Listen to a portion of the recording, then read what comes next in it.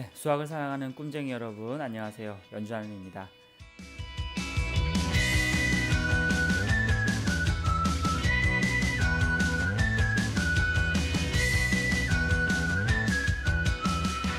오늘은 절대부등식에 대해서 한번 알아볼게요. 절대부등식의 증명에 대해서 알아보도록 하겠습니다.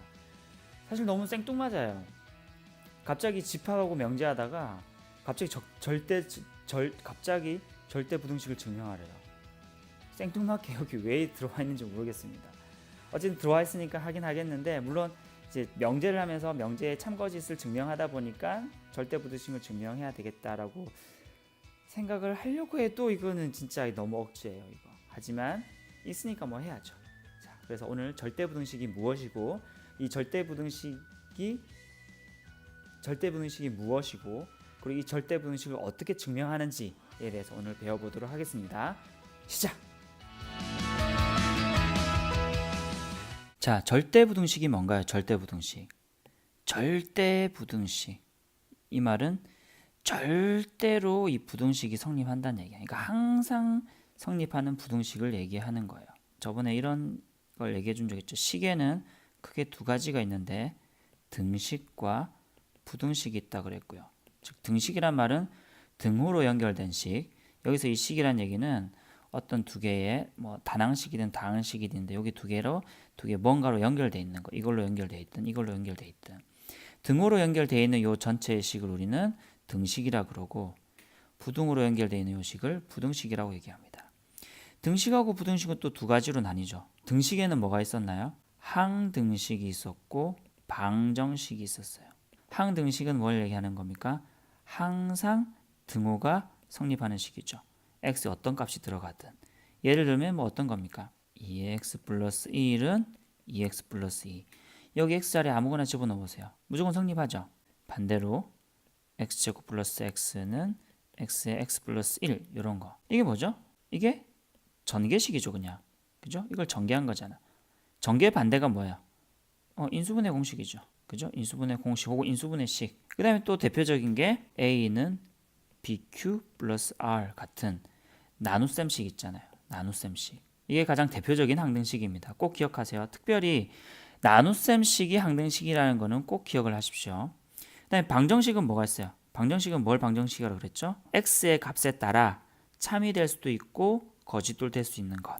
어떤 특정한 x 값에 대해서만 참이 되게 하는 등식을 얘기하죠. 뭐 예를 들어 2x는 2. 자, x에다가 0 집어넣으면 성립해요? 안 해요. 1 집어넣으면 성립해요. 2 집어넣으면 안 해요. 그럼 x 값이 얼마일 때만 성립해요? x가 1일 때만 성립하죠. 그때 그 x를 뭐라 그래요? 이 방정식의 근이라 그러죠.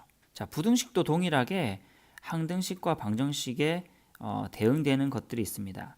항등식과 동일한 것이 오늘 배우는 절대부등식입니다. 그래서 그 다음에 방정식에 대응되는 게 조건 부등식 혹은 그냥 부등식이라고도 합니다. 절대부등식의 대표적인 게 뭐가 있을까요? 뭐 예를 들면 실수 x라 그러면 x의 이것이 0보다 크거나 같다. 실수의 제곱은 무조건 0보다 크거나 같거든요. 그럼 얘는 어떤 x 집어넣어도 성립해요. 그 다음에 대표적인 게 오늘 다루겠지만 산술 기하 평균, 그 다음에 코시 슈바르츠 부등식. 이것처럼 대표적인 절대 부등식이 몇 개 있어요. 그래서 이 중에서도 물론 이 내용도 굉장히 중요한 내용이고요. 산술 기하 평균은 굉장히 많이 나오니까 오늘 배우고 난 이후에 꼭 기억하시기 바랍니다. 조건 부등식은 뭐가 있을까요? 예를 들면은 뭐 이런 거죠. 뭐 2x가 뭐 1보다 크다. 그럼 x는 언제일 때만 가능해요? 요 때만 가능하죠. 요걸 또 뭐라 그래? 이걸 또 이 부등식의 근이라고 하죠. 해라고 하죠. 해의 범위라고 얘기합니다. 그죠?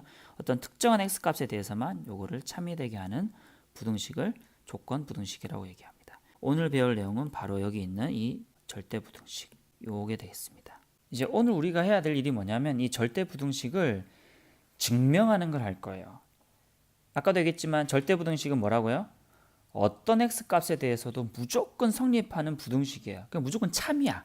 그 절대 부등식은 무조건 참이에요. 이 무조건 참인 절대 부등식을 우리가 어떻게 할 거다? 오늘 바로 증명을 할 거다는 거죠. 증명을 어떻게 하느냐? 다음과 같은 방식으로 합니다. 자, 절대 부등식이기 때문에 당연히 어떤 식이 나와 있을 거냐면 당연히 뭐 어떤 식이 어떤 식보다 크거나 같다 혹은 크다 이런 식으로 부등호로 연결돼 있을 거란 말이에요. 부등호로. 이걸 어떻게 증명할 거냐 하는 거예요. 자, 그러면 A가 B보다 크거나 같다. 즉 어떻게 보면 이게 대소관계거든요. 대소관계. 대소. 뭐가 크고 뭐가 작다 이거거든요. 대소관계를 따질 때에 어떻게 증명을 할 거냐 하는 거죠. 어떻게 증명할까요? A, B의 대소관계를 따질 때 우리가 어떤 걸 하냐. 이게 사실은 절대부등식을 증명할 때 쓰일 거거든요. 세 가지 방식으로 증명하는데 하나는 뭐냐면 무조건 한쪽에서 한쪽을 빼줘요. 이 부호를 보는 거죠. 만약에 A가 0보다 크다. 그런 말은 이 말은 무슨 말이에요? A가 B보다 크다는 얘기고요. 만약에 이 부호가 0이다. 이 말은 무슨 말이에요? 두 개가 똑같다는 얘기죠. 만약에 이 부호가 0보다 작다. 이 말은 뭐예요? 뒤에 있는 게 더 크다. 이 얘기입니다. 아주 간단해 보이죠? 아주 간단해 보이는데 이걸 못해요. 굉장히 중요합니다. 대소관계 따질 때. 혹은 어떤 것 같은 경우에는 대소관계를 바로 한쪽에서 한쪽을 빼기 힘든 경우가 있어요. 특히 루트 같은 경우에는 뭐 예를 들면 뭐 루트 3 빼기 루트 2 해보세요. 바로 하기가 좀 물론 여기서는 바로 알고 있지만 좀 더 복잡한 식이 루트가 들어가 있는 경우에는 바로 빼기가 힘들단 말이죠. 이것처럼 루트가 들어간 경우에는 어떻게 하냐면은 제곱끼리 비교를 해줍니다. 제곱끼리 비교해서 앞에 게 더 크다 그러면은 얘가 얘보다 더 크다라고 할 수 있나요? 그렇게 할 수 없죠. 왜?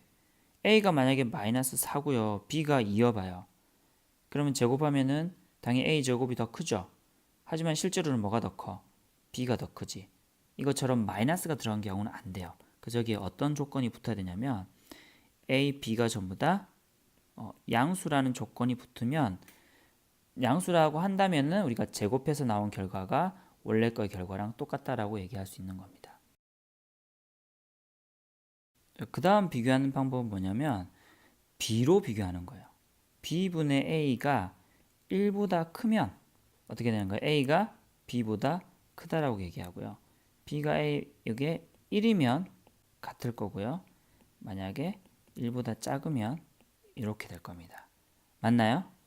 아니죠. 여기도 무슨 조건이 있어야 될까요? 네, 여기도 두 개가 양수라는 조건이 있어야 됩니다.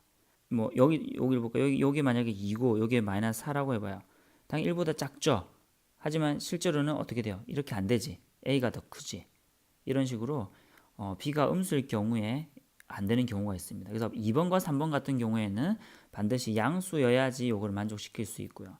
그래서 제일 많이 쓰이는 게 1번과 같은 형태가 제일 많이 쓰입니다. 자, 그럼 다시 넘어와서 그럼 절대부등식을 어떻게 대소관계를 할 거냐? 그럼 요거 보세요. A가 B보다 크거나 같다는 거를 증명하기 위해서는 뭘 보여야 될까요? 그렇죠. 뭘 보여야 되냐면 바로 A에서 B를 뺀 것이 0보다 크거나 같다는 걸 보이면 되는 거예요. 혹은 이제 여기 있는 2번, 3번을 다뤄도 되겠지만 기본적으로 1번으로 다룹니다. 그래서 이게 첫 번째 절대부등식을 증명하는 가장 중요한 원리예요. 그다음에 교과서에 나오는 거기 5가지가 나오긴 한데 별로 이거는 절대분식 증명하는 핵심적인 내용은 아니에요. 당연히 알고 있어야 되는 내용이라서 한번 살펴보고 넘어갈게요. 이거는. 자, 2번부터 보시면 물론 요거는 실수라는 조건이 당연히 있는 겁니다. A, B는 실수. 좀 얘기했죠? 실수 전체 집합. A, B는 실수. A, B는 실수일 때에 실수 제곱은 이 말이 무슨 말이냐면 실수 제곱이 무조건 0보다 크거나 같다 이 얘기예요. 실수 제곱은 무조건 0보다 크거나 같다. 당연히 알고 있어야 되는 내용이에요. 이거기 때문에 당연히 이것도 만족을 합니다. 이것도 0보다 크거나 같고 얘도 0보다 크거나 같죠.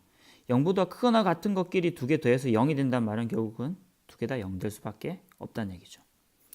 또 하나는 요거는 4번은 어디서 얘기했습니까? 우리가 이미 여기에서 이미 얘기한 바 있습니다. 그죠? 다 양수면은 요게 성립 두 개가 똑같다 이 얘기입니다.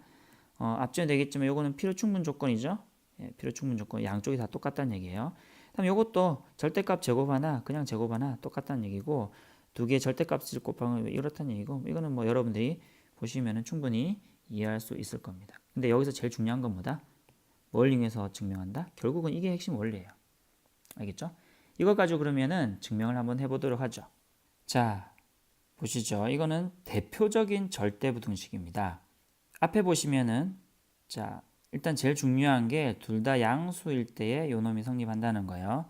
이걸 우리는 뭐라고 부르냐면은 산술 기하 평균이라고 얘기합니다. 왜냐면요, 이게 산술 평균이에요.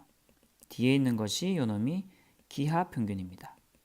오늘 뭐 시간이 없어서 다 얘기할 수는 없지만 간단하게 얘기하면 산술 평균은 우리가 기본적으로 얘기하는 평균이에요. 그죠? 어떻게 구했어? 두 개의 평균 어떻게 구해요? 두 개 대해서 2로 나누면 돼요. 이게 산술 평균입니다. 기하 평균은 뭐냐면 비의 평균이에요. 그러니까 기하적인 평균이에요. 그래서 기하적인 평균은 이렇게 얘기를 해요. 얘는 산술적인 평균, 요거는 기하적인 평균 이렇게 얘기합니다. 다음에 기회가 있을 때 한번 조금 더 설명하도록 할게요. 어쨌든 요거 둘 간의 관계가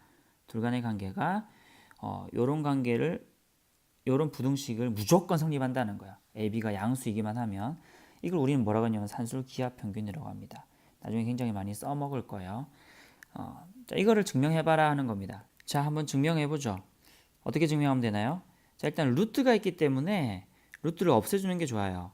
여기 둘 다 양수기 때문에 얘도 양수고 얘도 양수죠. 그럼 뭐가 성립하냐면 당연히 얘도 성립을 합니다. 요게 만약에 성립을 한다면, 그죠?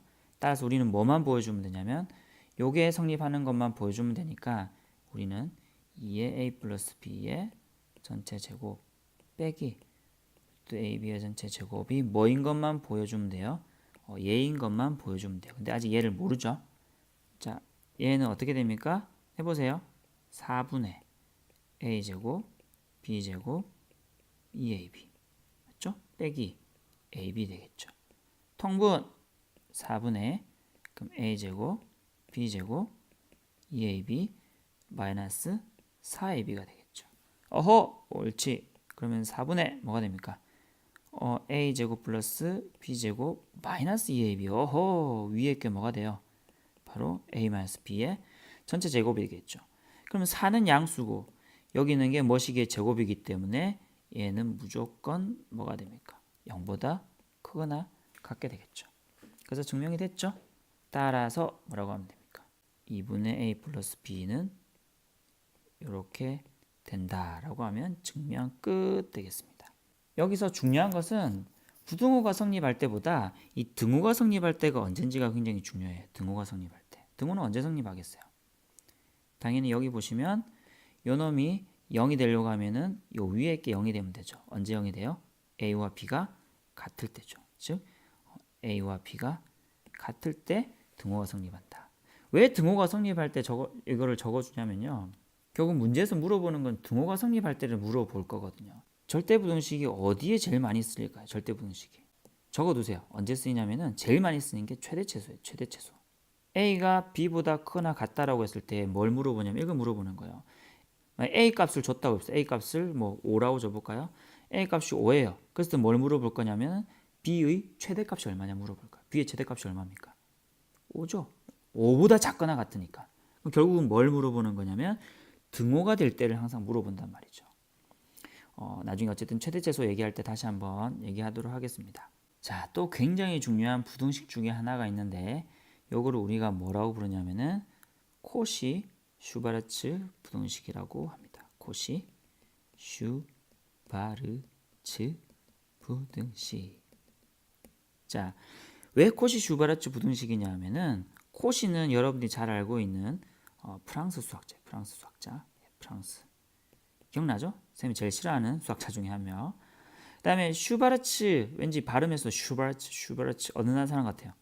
예, 독일의 수학자입니다. 코시 그다음에 슈바르츠 이니퀄리티 되겠죠.